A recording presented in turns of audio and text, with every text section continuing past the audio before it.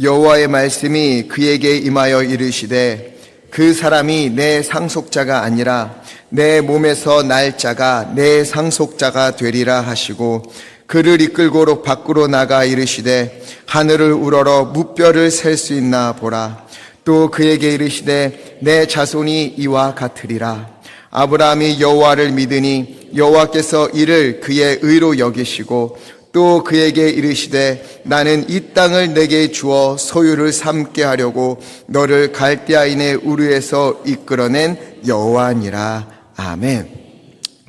창세기 15장을 보면 이렇게 시작합니다. 1절에 이후에 이렇게 시작을 해요. 이후, 어떤 사건 이후지요?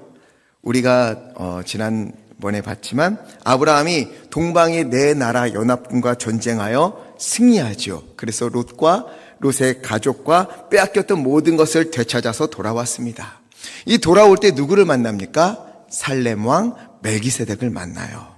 이 멜기세덱을 만나고 그에게 11조를 드리고 축복을 받고 난 이후의 일입니다. 그 이후에 하나님께서 환상 중에 아브라함에게 말씀하셨어요. 가장 처음으로 하신 말씀이 무엇인가? 아브라함아, 두려워하지 마라. 두려워하지 마라.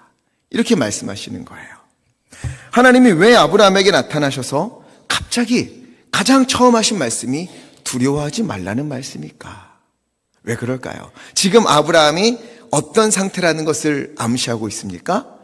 두려워하고 있다는 것이지요. 그럼 아브라함이 도대체 무엇을 두려워하고 있었을까? 한번 곰곰이 생각해 봤어요. 아브라함이 아마 두 가지 때문에 두려워했을 것 같아요. 먼저는 이웃 나라에 대한 두려움입니다.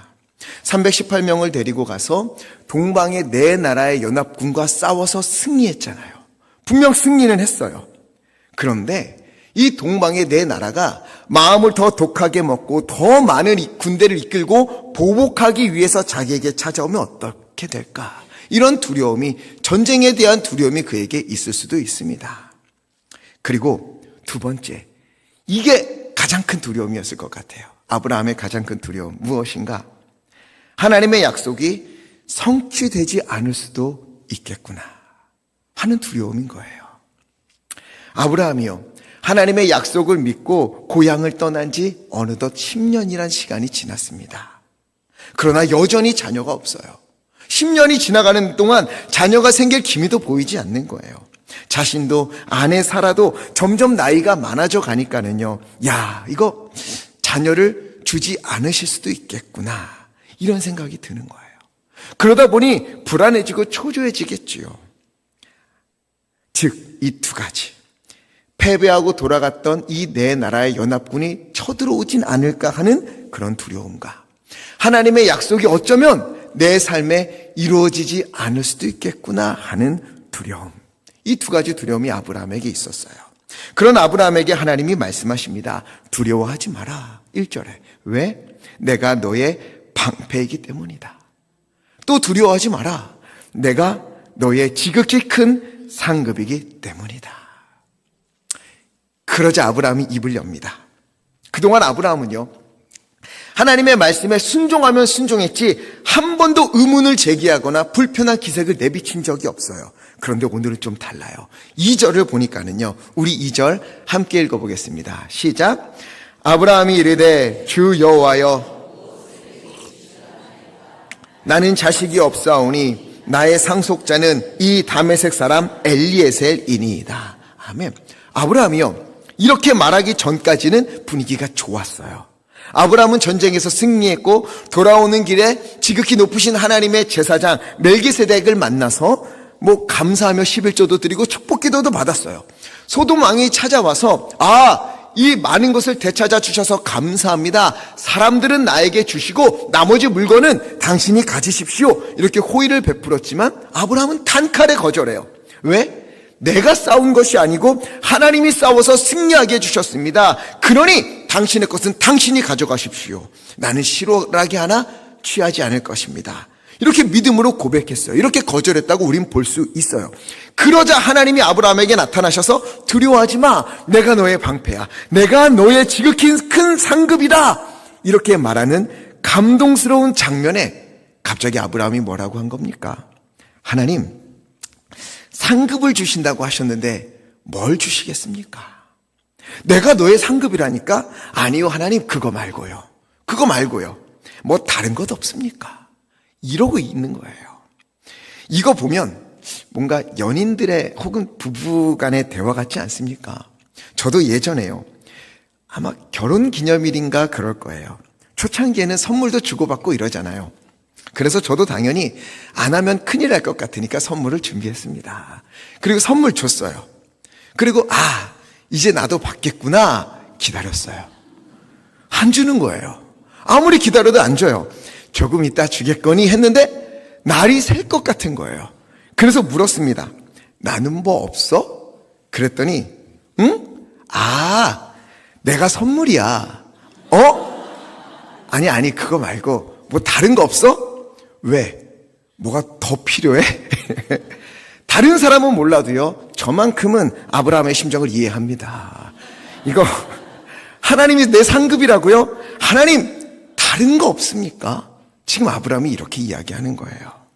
그리고 그의 내면의 갈등을 이렇게 표현합니다. 하나님, 상급 이야기가 나와서 하는 말인데 지금 제가 어떤 상황인지 혹시 기억하고 계십니까? 잊어버린 것 아니시지요? 저요, 자식이 없습니다. 하나님, 아직도 자식이 없어요. 제가 자식이 없어서 제 상속자는 내 아들이 없으니까 다메섹 사람 엘리에셀이 내 상속자가 될 수밖에 없습니다. 이러면서 3절에 하나님께 서운한 마음을 드러냅니다.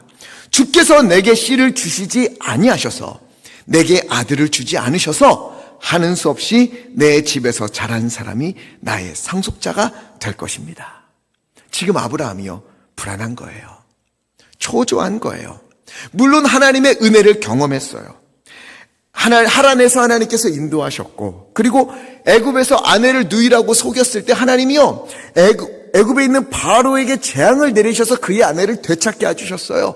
그리고 더불어 부도 그에게 주셨습니다. 이후에 롯을 구하기 위하여서 318명 데리고 갔는데 겁도 없이 내 나라의 연합군과 싸웠는데 하나님이 승리하게 하셨어요.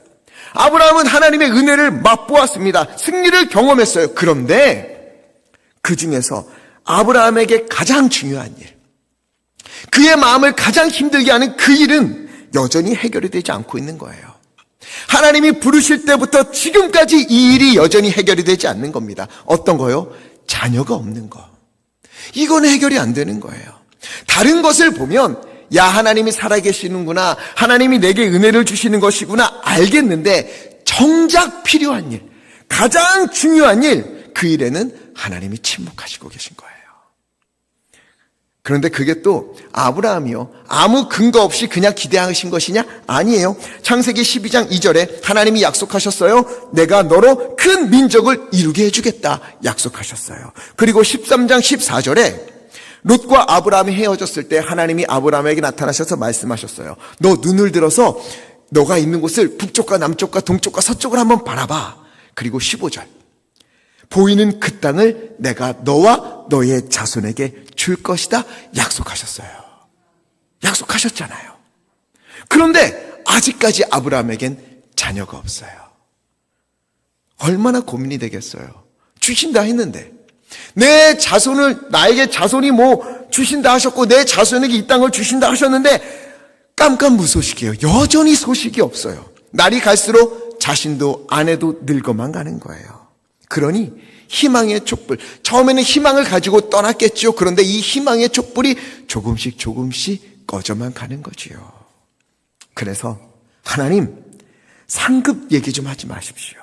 나 자녀 없습니다. 자손 없습니다. 하나님이 주신다고 해놓고 자녀를 주시지 않으니 하나님, 저 다메섹 사람 엘리에셀이 저의 상속자가 될 겁니다.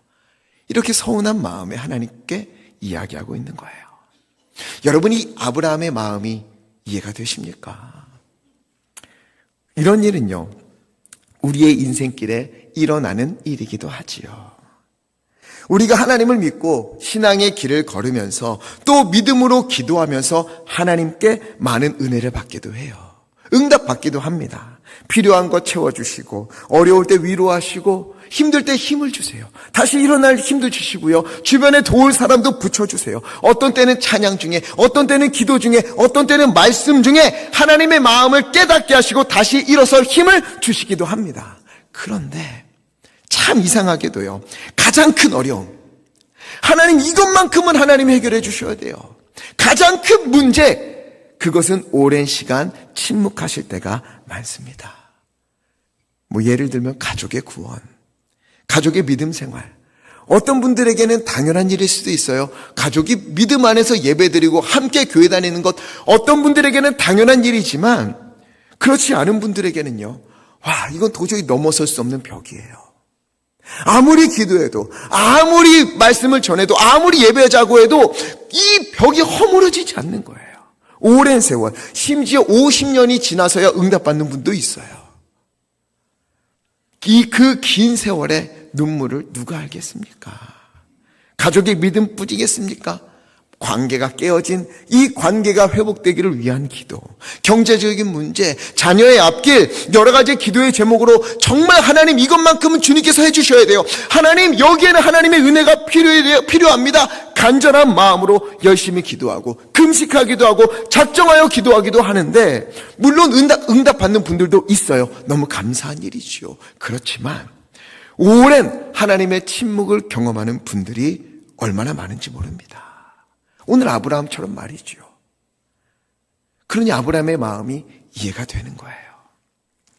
애굽에서 아내를 되찾게 하신 것 감사하지요. 롯이 잡혀갔을 때 구해낸 은혜 너무 감사해요. 그런데 자녀에 관한 것만큼은 이건 하나님도 어떻게 못하시나, 이건 도저히 안 되는 건가 하는 마음이 아브라함에게 찾아온 거예요. 우리가 아브라함을요, 믿음의 조상이라고 하니까 아브라함이 늘 순종하고 불안해하지도 않고 두려움도 없고 굳건한 반석 위에 서 있는 믿음의 아주 대단한 믿음을 가진 소유자라고 생각하기 쉬운데 그렇지 않습니다. 우리 계속 창세기에서 보는 것처럼 아브라함은요, 보통 사람이었어요. 우리와 같은 사람이었어요. 하나님께서 믿음이 없는 아브라함을 선택하셔서 그 믿음도 부족하고 연약하고 실수많은 그 사람인 아브라함을 부르셔서 그의 걸음을 인도하시면서 차근차근 믿음의 자리로 이끌어 가셨던 거예요.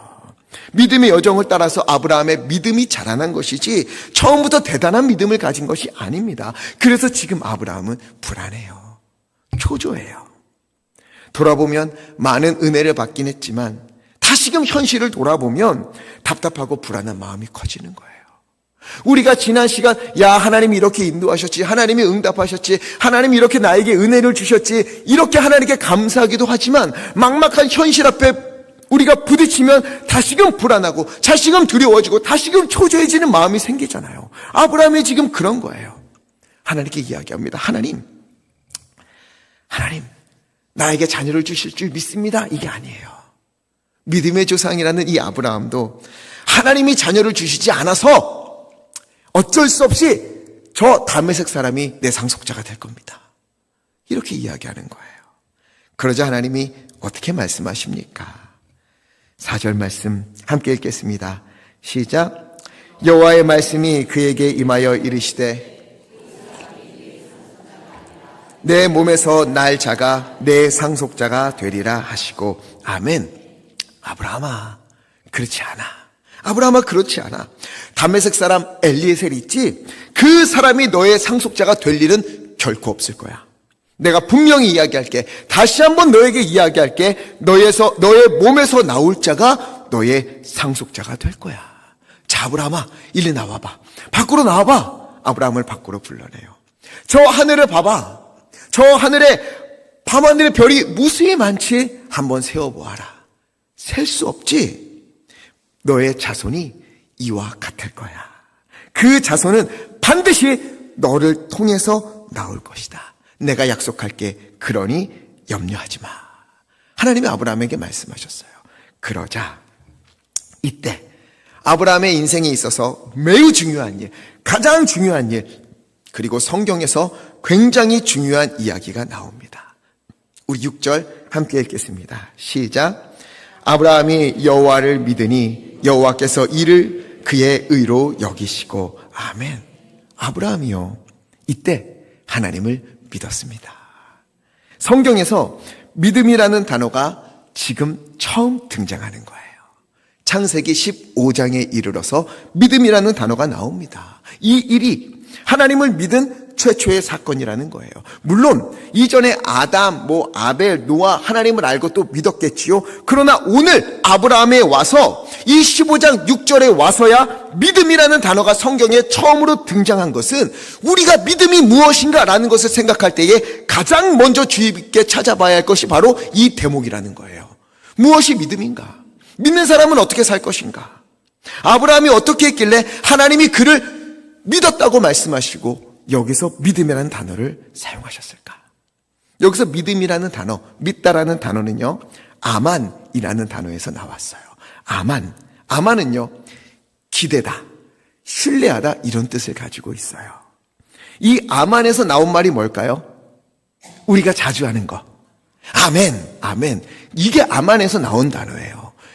아만, 여기서 나온 단어가 아멘이고요. 아멘은 그래서 무엇이냐? 우리가 찬양 중에, 말씀 중에 우리가 아멘이라고 외칠 때는, 아멘, 내가 이 말씀을 믿습니다. 이 말씀에 나의 인생을 기대겠습니다. 이 말씀에 나의 삶을 드리겠습니다. 이런 뜻이 바로 아멘이라는 거예요. 아멘이라고 고백하는 것은 바로 이겁니다. 아만, 이 믿음. 아브라함은 하나님이 말씀하시자, 약속하시자 그것을 믿고 그것을 신뢰하고 자신의 인생을 이때부터 하나님께 기댔어요. 그래서 믿음이라는 단어가 나온 겁니다. 그래, 여호와라면, 하나님이라면 반드시 약속을 지키실 것이다. 그렇게 나의 인생을, 나의 삶을 하나님께 모두 맡기고 하나님께 기대며 그렇게 살겠다. 이렇게 아브라함의 믿음이 이 순간 바뀌었던 것입니다. 어떻게 바뀌었는가? 이전까지 아브라함은요, 내가 득이 되기 때문에, 내게 이익이 되기 때문에 하나님께 순종했어요. 떠나면 내가 너로 큰 민족을 세우고 너에게 복을 주어 너의 이름을 창대하게 하겠다. 너가 복이 될 거야. 그래서 아브라함이 떠난 거예요. 다른 것 없습니다. 하나님 정말 우리 하나님 믿고 갑니다. 이게 아니에요. 왜? 어떻게 알 수 있죠? 가자마자 기근이 오니까 어떻게 했습니까? 바로 떠나잖아요. 거기서 내게 득이 되지 않으니까 바로 떠났던 게 아브라함이에요. 그런데 이제는 어떻게 바뀌었어요? 신앙의 여정을 걸어오면서 애굽에서 하나님이 구해주신 것, 또 롯을 구하러 갔을 때 하나님이 승리케 하신 것, 이 모든 것을 경험하면서 또 멜기세덱을 통해 축복을 받으면서 그의 인생의 이런 여정을 통해 믿음이 조금씩 자라났어요. 어디까지 자라났는가? 이득을 주시기 때문에 하나님을 믿는 것이 아니라 하나님이기 때문에, 하나님이시기 때문에, 우리 하나님은 내가 믿고 신뢰할 만한 분이시기 때문에 내 인생을 맡겨야겠다. 나의 인생을 기대어야겠다. 이렇게 믿는 믿음으로 이르게 된 것입니다. 믿음이란 어떤 것인가? 아브라함의 믿음은 무엇인가? 여러분 보세요.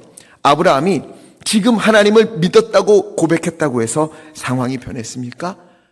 아무것도 변하지 않았어요. 아무것도 변하지 않았어요. 여전히 자녀가 없어요. 앞으로 한참 동안 자녀가 없어요. 앞으로 있을 것 같은 징후도 보이지 않아요. 그럼에도 아브라함은 하나님을 믿었습니다. 그냥 믿은 거예요. 하나님께서 말씀하시고 그 말씀을 내가 믿었음에도 아무런 변화가 없어도 그래도 하나님께 나의 인생을 기대는 거예요. 왜? 하나님이 하실 것을 믿기에. 이게 믿음이라는 거예요. 눈에 보이지 않는 것을 보는 믿음. 그래서 하나님이 이 믿음을 보고 어떻게 하십니까? 6절 말씀 함께 읽겠습니다. 시작. 아브라함이 여호와를 믿으니 아멘. 여호와께서 이를 그의 의로 여기시고. 하나님 이것이 너무 기분이 좋았던 거예요. 너무 신이 났습니다. 와, 상황이 변하지 않아도, 여전히 아무것도 없어도 나에게 너의 인생을 기대는구나. 나에게 너의 모든 것을 맡기기로 다짐하는구나. 내가 너무 기쁘다. 그래서 어떡하냐면요, 7절에 하나님이요 뭐라고 하냐면요, 그래 아브라함아, 이제 알겠니? 너가 믿는 나 여호와는 말이다. 너가 지금 있는 이 땅을 너에게 주려고 저 갈대아 우리에서 너를 이끌어낸 그 여호와다. 그랬더니 아브라함이 또 물어요. 8절에 주여, 내가 이 땅을 소유로 받을 것을 무엇으로 할 수 있겠습니까? 이 말은요, 에이 하나님 내가 어떻게 믿어요? 내가 이거 어떻게, 나에게 자식도 안 주는데 이 땅을 줄 거 내가 어떻게 믿습니까? 이런 말이 아니에요. 네 하나님 믿습니다. 이 땅을 내게 주실 것을 확신합니다. 그런데 하나님, 내 이 믿음이 흔들리지 않도록 징표를 주실 수 있습니까? 믿음의 요청이에요. 그러자 하나님이 어떻게 하십니까? 9절에 좋아, 내가 줄게. 내가 그 징표를 줄게. 너 지금 가서 3년 된 암소, 3년 된 암염소, 3년 된 순양, 그리고 산비둘기, 집비둘기 새끼를 가져와. 이 목록들은요, 나중에 제사할 때 쓰이는 목록들이지요. 그것들을 얼른 가져와. 아브라함이 하나님의 말씀대로 가져왔어요. 그랬더니 10절에 아브라함이요, 하나님의 말씀대로 그것들을 다 반으로 쪼갭니다. 3년 된 암소, 암염소, 그리고 순양, 이런 거 다 쪼개서 반을 갈라요. 그 중에서 안 가는 것들이 있어요. 새는 작아서 안 갈라서 그냥 거기다 둡니다. 왜 이렇게 했는가? 메소포타미아 지역, 그때 당시 메소포타미아 지방, 고대 서아시아에서는요, 어떤 약속을 할 때, 언약을 맺을 때 이런 식으로 했어요. 동물을 반으로 쪼개서 그 사이를, 약속하는 사람 둘이 이 길을 걸어갑니다. 그 사이를. 왜? 내가 이 언약을 깨면 내가 이렇게 쪼개질 것이다. 그러니 나는 반드시 약속을 지킬 거야 하는 뜻으로 그렇게 했어요. 그래서 아브라함이 그때 당시 이루어지던 언약의 방식이니까 쪼개서 기다렸어요.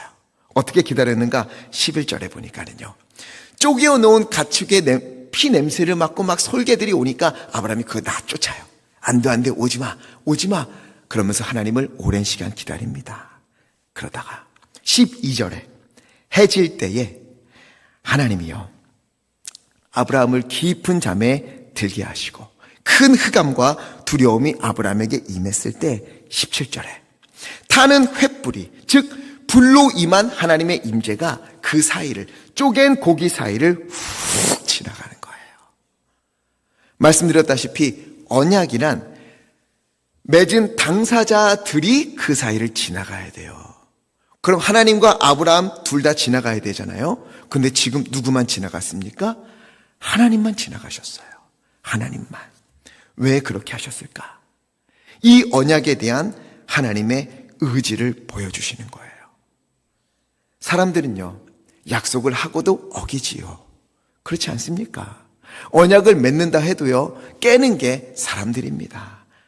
그러나 하나님은 아무리 사람들이 하나님과의 약속을 지키지 않는다 하더라도, 믿는다고 말하지만 또다시 의심하고 넘어지고 휘청거리고 무너지고 하나님을 떠난다고 하여도 나만큼은 너와 맺은 언약을 반드시 지킬 것이다. 영원히 이 약속을 지킬 것이다. 이러한 하나님의 의지로 스스로 혼자 그 길을 걸어가셨던 것입니다. 그리고 이 하나님이 그 언약을 지키기 위한 의지, 그 굳은 마음, 오늘 보여주신 이 언약의 모습을요, 우리가 기억하고 앞으로 있을 성경을 계속해서 보면은요, 굉장히 가슴 시린 하나님의 이야기를 우리가 보게 돼요. 지금 이것을 우리는 앞으로 있을 성경을 이해하기 위해서 이 장면을 반드시 기억해야 합니다. 어떤 거죠? 쪼갠 그 고기들 사이로 하나님만 지나가시는 거예요. 왜? 어차피 사람들하고 지나가 봐야 사람들은 하나님과의 언약을 깨요. 약속을 깨요. 너희는 나와 약속을 깨고 무너지고 흔들리고 넘어지지만 나만큼은 너와의 약속을 어기지 않을 거야. 깨지 않을 거야. 왜 이것을 기억하고 앞으로를 봐야 되는가? 여러분, 이후에 이스라엘 백성들은요, 하나님만을 섬기겠다 약속을 해요. 언약을 맺습니다. 그런데 어때요? 어깁니다. 하나님과의 약속을 깨버려요.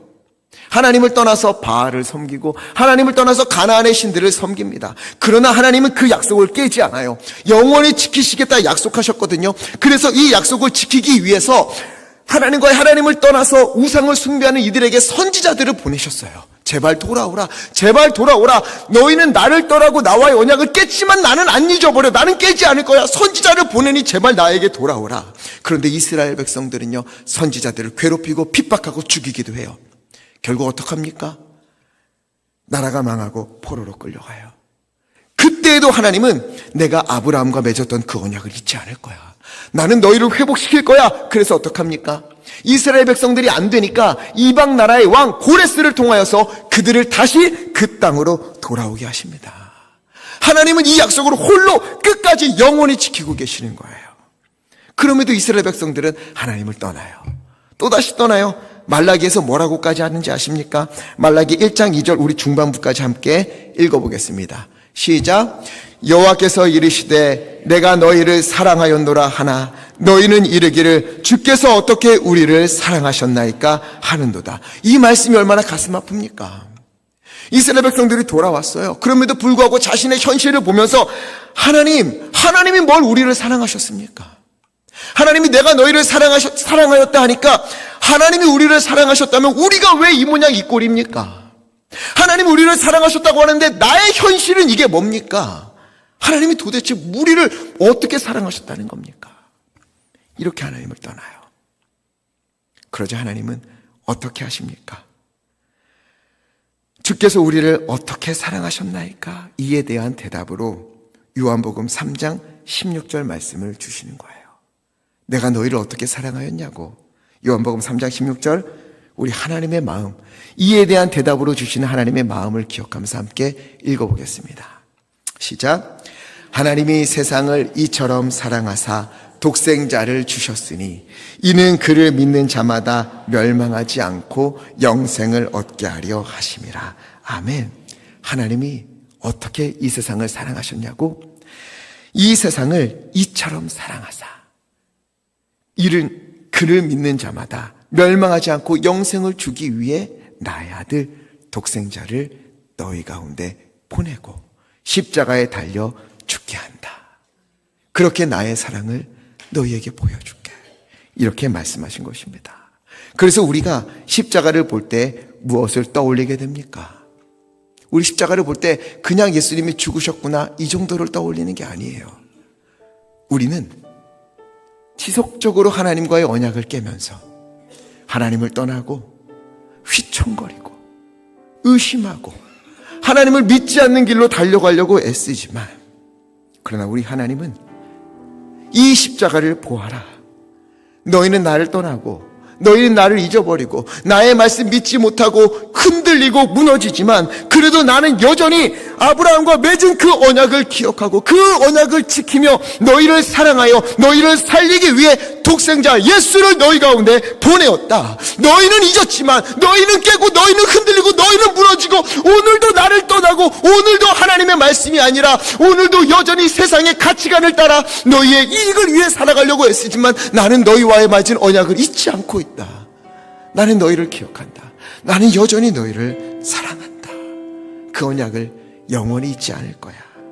이와 같은 하나님의 마음을, 그 사랑을 우리가 십자가에서 보게 되는 것입니다.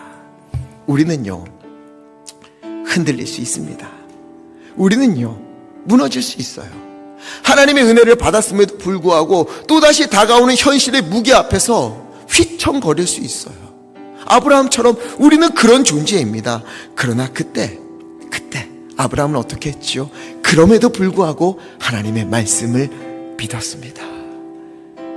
여전히 변하지 않는 상황, 보이지 않는 희망 속에서 하나님을 믿었어요. 이 믿음이 우리의 믿음이 되기를 예수 그리스도의 이름으로 간절히 부탁을 드립니다.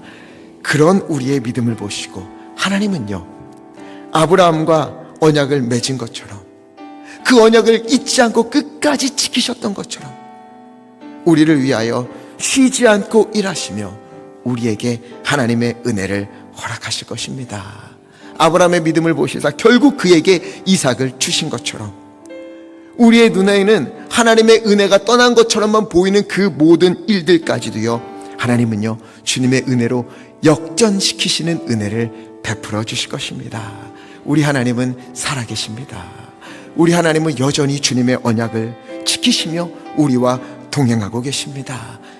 그러기에 주님께 우리의 인생을 기대고 우리의 삶을 드리며 믿음으로 주님께 기대고, 하나님 나의 삶을 드립니다. 내가 주님께 기대겠습니다. 나의 삶을 주님께 맡기겠습니다. 내가 믿음으로 그렇게 살아가겠습니다. 그런 믿음의 고백을 하는 우리 모두 되기를, 그 가운데 응답하시는 하나님의 은혜가 우리 가운데 넘치기를 예수 그리스도 이름으로 간절히 축원합니다. 그래서 우리 함께 기도했으면 좋겠습니다. 여러분, 혹시 우리 가운데 흔들리는 일들이 있습니까? 하나님이 안 계신 것만 같고, 이것은 하나님도 안 될 것만 같은 그 일이 있습니까? 그 가운데 하나님이 말씀하시는 거예요. 나를 믿니? 내가 그것을 선으로 바꿀 하나님인 것을 너는 믿니? 하나님이 물으시는 거예요. 그때 오늘, 주여, 내가 주님을 믿습니다. 상황이 변하지 않는 것처럼 보여도, 앞으로 얼마의 시간이 더 나에게 필요할지 모르지만, 그럼에도 불구하고 나는 하나님께서 나를 위하여 일하실 것을 믿습니다. 주 하나님이여, 이 모든 것을 역전시켜 주실 줄, 선으로 바꿔주실 줄 나는 믿습니다. 주여, 우리의 믿음을 기뻐받아 주시옵소서. 언약에 신실하신 하나님이시여, 오늘도 우리와 동행하시고 주님의 놀라운 은혜 가운데 우리를 이끌어 주시옵소서. 우리 주여 힘차게 외치시고 합심하여 함께 기도하겠습니다. 주여, 오 하나님, 오 하나님, 이 시간 주님 앞에 우리의 믿음을 드립니다. 우리의 마음을 드립니다. 하나님이여, 하나님이여, 우리가 보기에는 여전히 변하지 않는 것만 같고, 하나님도 어찌할 수 없는 것만 같은 그런 현실이 우리 앞에 있을지 모르지만, 오랜 시간 기도해온 것들이 아직도 여전히 조금도 변화가 없어서 하나님의 주님 앞에 불안하고 두렵고 초조한 마음이 있는 아버지, 그런 현실일지 모르지만, 하나님이여, 그 가운데도 아버지 하나님이여, 우리가 오늘 아브라함처럼 주님 앞에 고백합니다. 아버지, 우리가 주님을 믿습니다. 이 모든 것을 통하여서도 선을 이루신 우리 하나님을 믿으오니, 하나님이여, 주님의 선을 우리 가운데 이루어 주시옵소서. 하나님, 성도님들 주님을 붙잡고 아버지 간절히 기도할 때에, 하나님이 아브라함에게 아버지 하나님 그 자녀가 없는 그것들을 하나님께서 열어주시사, 하나님께서 자녀를 허락하시사 아버지의 말씀을 이루어 주신 것처럼, 우리 성도님들의 모든 어려움들이 하나님의 주님의 은혜를 맛보는, 선을 맛보는 아버지 하나님이여, 놀라운 은혜의 현장이 되도록 아버지 역사하여 주시옵소서. 오 하나님 붙잡아 주시옵소서. 주인 도하여 주시옵소서. 사랑과 은혜가 많으신 아버지 하나님, 우리는 연약하여서 주님의 은혜를 맛보고도, 하나님의 살아계심을 깨닫는 일을 경험하고도, 또다시 현실의 무게 앞에서 흔들리기도 하고 휘청거리기도 하고 의심하는 지경에 이르기도 합니다.